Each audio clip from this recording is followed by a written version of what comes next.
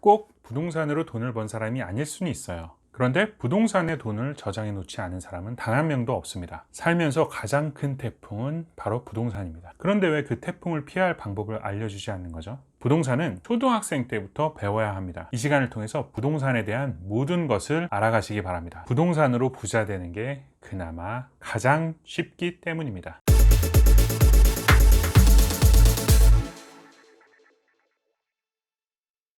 안녕하세요, 한동화입니다. 오늘은 간단하게 양도소득세 신고를 셀프로 하는 방법을 알아보도록 하겠습니다. 제가 화면을 진행하면서 하면 좋겠지만 그 개인 신상들이 있기 때문에 그냥 제가 블로그에 올렸던 내용을 토대로 간단하게 한번 짚어보도록 하겠습니다. 일단 국세 같은 경우는 홈택스에서 처리를 하시고 지방세 같은 경우 는 위택스에서 처리를 하시는 것 정도는 구분하시면 좋을 것 같습니다. 그래서 우리가 평생에 집을 사고 팔거나 이런 일이 많이 없다면 그것은 그냥 대행을 맡기세요. 뭐 세무사님이라든가 법무사님이라든가 일을 처리해 주신 분들에게 수수료 주고 처리하는 게 맞고요. 근데 저처럼 투자자이고 아니면 제가 이 물건 같은 경우는 이득도 별로 없었지만 올해 한 건 팔기 때문에 기본공제 250만 원 받는 거 외엔 특별하게 뭐 대행할 부분이 없기 때문에 셀프로 한번 신고를 해봤습니다. 그래서 제가 그 내용을 좀 간단하게 알려드릴 텐데 앞서 말씀드린 바대로 국세는 홈택스, 지방세는 위택스에서 처리를 하실 건데 오늘은 둘 다 처리를 해야 돼요. 근데 시스템이 워낙 좋아가지고 홈택스에서 처리를 하고 위택스로 자동적으로 넘어가는 시스템이니까 크게 걱정은 하지 마시고요.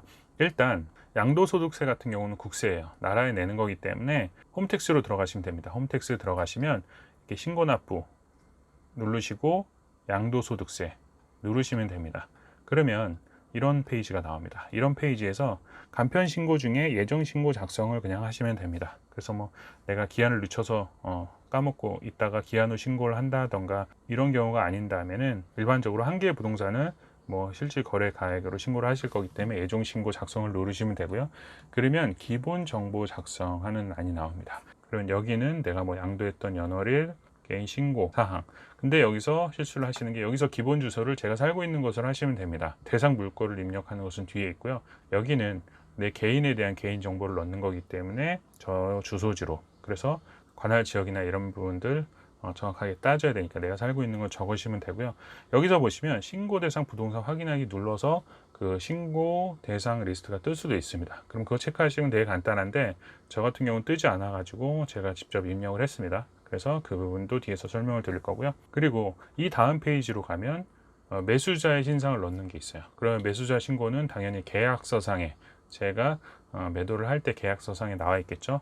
입력을 하는 겁니다. 집은 당연히 100%일 테고요. 관계, 무관계 이런 건 나중에 이제 뭐 양도소득세로 신고를 했지만 뭐 증여나 이런 게 될 수도 있으니까 관계 이런 부분도 입력을 하시면 되고요. 밑에 양수인, 즉 매수하셨던 내 집을 사가셨던 분의 신상을 넣으시면 됩니다. 그렇게 돼서 쭉 내려가면 그 다음으로 넘어가면 양도소득세 계산 항목을 입력하는 라인이 나와요. 그러면 처음에 양도자산에 대해서는 대부분 그냥 일반 주택에 뭐 1년 이상 보유해서 그냥 주택이거나 아니면 조합원 입주권일 경우가 대부분일 거예요. 근데 저 같은 경우는 다주택자였기 때문에 이것을 선택을 못하고 그래서 뭐 장기보유 특별공제를 받지 못했는데 어찌됐든 일반적으로는 우리가 일반 주택에 1년 이상 보유한 이 주택으로 입력을 하시면 됩니다.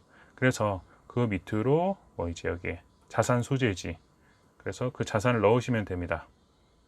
내가 매도한 물건의 주소를 넣으시면 되고 양도일자나 취득일자, 양도일자나 취득일자 너무 오래돼서 모르시는 경우도 있을 수 있는데 대부분 계약서에 나와 있기 때문에 입력을 하시면 됩니다.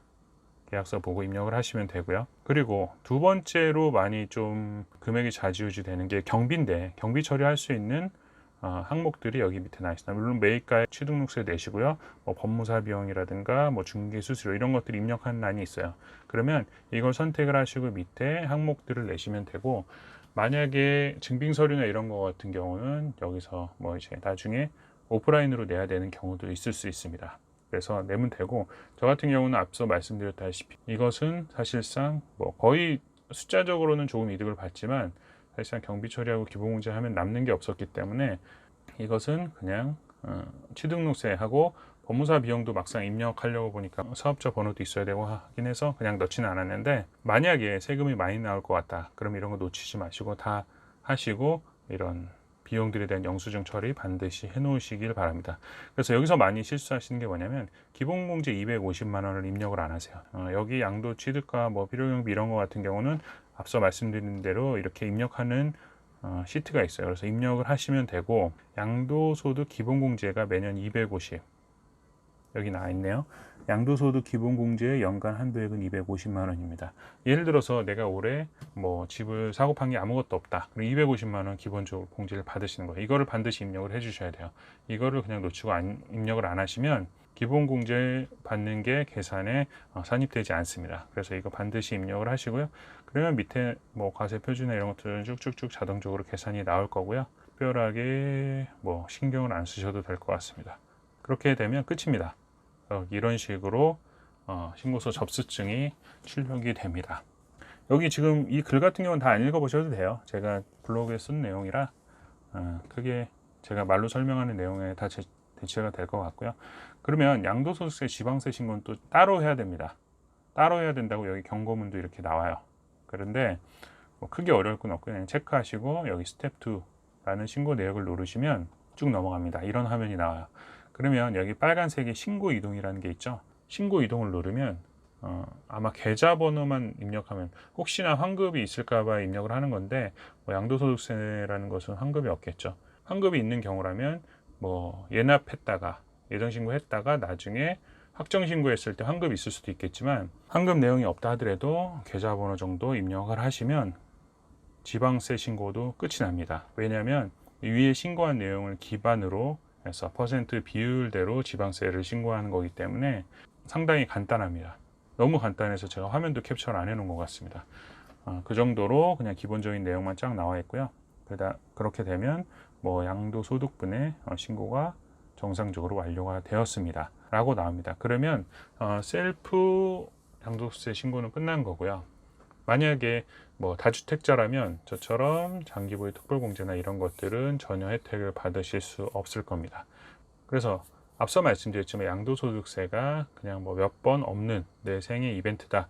그러면 당연히 대행을 맡기시는 게 편하고요. 신경 안 쓰셔도 되고 빠뜨리는 것도 없는데 부동산 투자자라던가 아니면 올해 한 건 정도 해서 크게 신경 쓸 일이 없다. 내가 공제받을 게 많이 없다. 그렇다면 그냥 혼자 한번 도전해 보시기 바랍니다. 감사합니다.